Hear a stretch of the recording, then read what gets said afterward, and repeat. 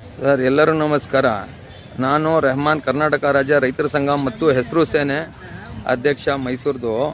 ಇತ್ತೀಚೆಗೆ ಚಿಕ್ಕ ಮಕ್ಕಳು ಎಲ್ಲ ಸೊಲ್ಯೂಷನ್ನು ಮತ್ತು ಅದು ಬೇರೆ ವಸ್ತುಗಳು ಎಲ್ಲ ಇಲ್ಲಿರೋದು ಎಲ್ಲ ವಸ್ತುಗಳು ಎಲ್ಲ ಉಪಯೋಗಿಸಿ ಅವರು ಚೆನ್ನಾಗಿರೋದು, ದೇವರು ಕೊಟ್ಟಿರೋದು, ಪರಮಾತ್ಮ ಕೊಟ್ಟಿರೋದು ಹೆಲ್ತ್ ಎಲ್ಲ ಕಳ್ಕೊಬಿಡ್ತಾ ಇದ್ದಾರೆ.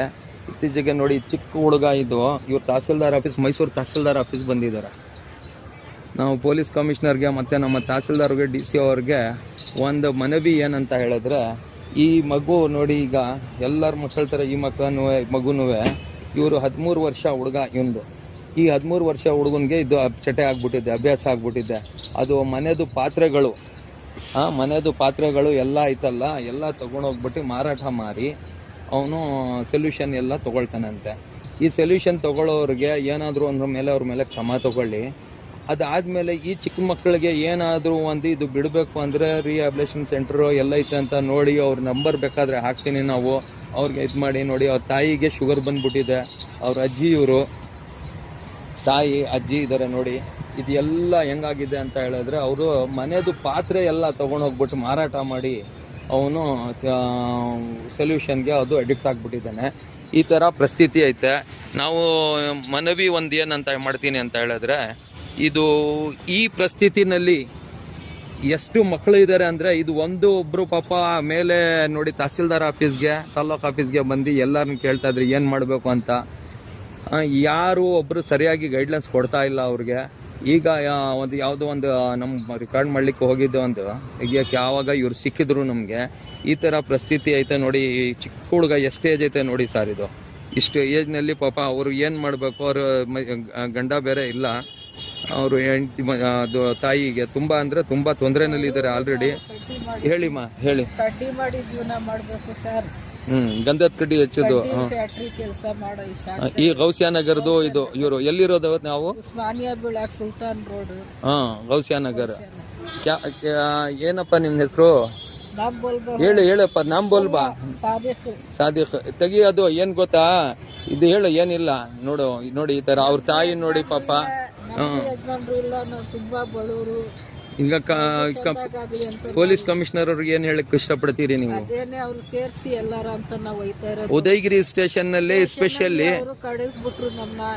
ನಾವು ಅನ್ನ ಹಾಕ್ಬೇಕಾ, ಮಗುಗೆ ಊಟ ಹಾಕ್ಬೇಕಾ ಅಂತ ಕೇಳಿ ಓಡಿಸ್ಬಿಟ್ರು. ಹೌದಾ? ಉದಯಗಿರಿ ಸ್ಟೇಷನ್ ಅವರು. ಈಗ ತಾವು ಈಗ ತಹಸೀಲ್ದಾರ್ ಆಫೀಸ್ಗೆ ಏನಕ್ಕೆ ಬಂದ್ರಿ?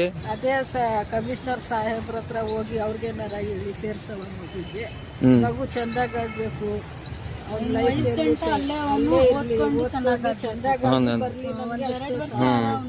ಇನ್ನೇನಿಲ್ಲ.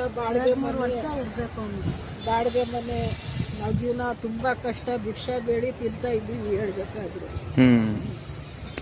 ಈಗ ಇವ್ರ ಜೊತೆ ಬೇರೆ ಮಕ್ಕಳು ಇದೇ ತರ ಇದ್ದಾರಾ ಅಲ್ಲಿ? ಕೆರೆಯಲ್ಲಿ ಅವರ ತುಂಬಾ ಜನ ಅವರ ಕೆರೆಯಲ್ಲಿ.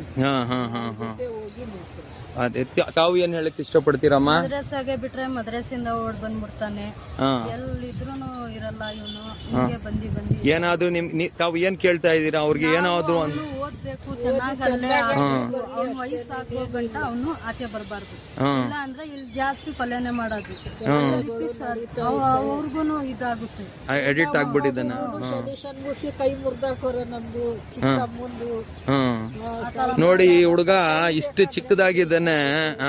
ಇವಂದು ಈ ಪರಿಸ್ಥಿತಿ, ನಮ್ಮ ದೇಶದ ಪರಿಸ್ಥಿತಿ ಏನಾಗ್ತಾ ಐತೆ ಮೈಸೂರಿನಲ್ಲಿ, ಎಸ್ಪೆಷಲಿ ಎನ್ಆರ್ ಲಿಮಿಟ್ನಲ್ಲಿ ಉದಯಗಿರಿ, ಗೌಸಿಯಾನಗರ, ಶಾಂತಿನಗರ, ಈ ಬಡಾ ಮಕಾನ್, ಸಿನಿ ಚೌಕ್, ಮಂಡಿ ಮೊಹಲ್ಲಾ, ಇದ್ರ ಎಲ್ಲ ಏನಾಗ್ತಾ ಐತೆ ಅಂದ್ರೆ ಪದೇ ಪದೇ ಇದೇ ಆಗ್ತಾ ಇರೋದು. ಎಷ್ಟು ಸತಿ ಕೇಸ್ಗಳು, ಎಷ್ಟು ಕೇಸ್ ಆಗಿದೆ, ಮರ್ಡರ್ ಕೇಸ್, ಕೊಲೆ ಕೇಸ್. ಇದ್ರಲ್ಲಿ ಎಲ್ಲ ಏನಂದ್ರೆ ಸೊಲ್ಯೂಷನ್ ಇವರು ಅವ್ರವರು ಅಂತ. ಈ ಏಜ್ ನೋಡಿ, ಕೈ ಮುರ್ದಾಕೋರ ಸೊಲ್ಯೂಷನ್ ಮುಸ್ಕೊಂಡು ಕೆರೆ ಒಳಗಡೆ. ದಯಮಾಡಿ ನಮ್ಮ ಕಮಿಷನರ್ ಸಾಹೇಬ್ರಿಗೆ, ಪೊಲೀಸ್ ಕಮಿಷನರ್ ಸಾಹೇಬ್ರಿಗೆ, ಮತ್ತೆ ಕಾರ್ಪೊರೇಷನ್ ಕಮಿಷನರ್ ಸಾಹೇಬ್ರಿಗೆ, DC ಸಾಹೇಬ್ರಿಗೆ ಮನವಿ ಏನಂದ್ರೆ, ಇರ್ತಕ್ಕಂಥ ನಮ್ಮ MLA ಸಾಹೇಬ್ರಿಗೂ ಸಹ ಮನವಿ ಮಾಡಿ ಕೇಳ್ಕೊಳ್ಳೋದು ಏನಂದ್ರೆ, ಈ ಪರಿಸ್ಥಿತಿ ಈಗ ಐತೆ, ದಯಮಾಡಿ ಅವ್ರ ಮೇಲೆ ಏನಾದ್ರೂ ಒಳ್ಳೇದಾಗ್ಬೇಕು ಅಂತ ಹೇಳ್ಬಿಟ್ಟು ಅವ್ರಿಗೆ ಮಾಡಿಕೊಡಿ. ಒಂದು ಒಳ್ಳೆ ಈ ತರ ಪ್ರಾಬ್ಲಮ್ ತಿರ್ಗಾ ಬೇರೆ ಮಕ್ಳಿಗೂ ಆಗ್ಬಾರ್ದು ಅಂತ ಪೊಲೀಸ್ ಅವರು ಸರಿಯಾಗಿ ಕ್ರಮ ತಗೊಳ್ಳಿ ಅಂತ ನಾವು ಕೈ ಜೋಡಿಸ್ಬಿಟ್ಟು ನಿಮ್ಮ ಹತ್ರ ಮನವಿ ಮಾಡಿ ಕೇಳ್ಕೊಳ್ತಾ ಇದ್ದೀನಿ. ಜೈ ಹಿಂದ್, ಜೈ ಕರ್ನಾಟಕ. ಕರ್ನಾಟಕ ರಾಜ್ಯ ರೈತರ ಸಂಘ ಹೆಸರು ಸೇನೆ. ನಮಸ್ಕಾರ.